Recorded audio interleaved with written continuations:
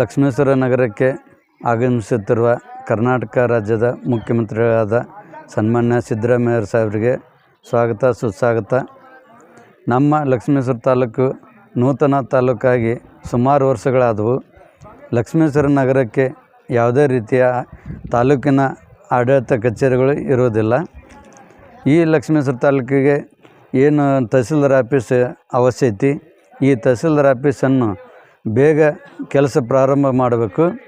ಹಾಗೂ ಲಕ್ಷ್ಮೇಶ್ವರ ಜನರ ಬಹುದಿನಗಳ ಬೇಡಿಕೆ ಏನಂದ್ರೆ ಲಕ್ಷ್ಮೇಶ್ವರ ನಗರವು ನಗರಸಭೆಯಾಗಿ ಮಾರ್ಪಾಟಾಗಬೇಕು. ಈಗ ಪುರಸಭೆ ಇದ್ದು 23 ಕೌನ್ಸಿಲರ್ ಇದ್ದಾರೆ. ಈಗ ನಗರಸಭೆ ಆಗುವಂಥ ಎಲ್ಲ ಅರ್ಹತೆಯೂ ನಮ್ಮ ಲಕ್ಷ್ಮೇಶ್ವರ ನಗರಕ್ಕಿದೆ.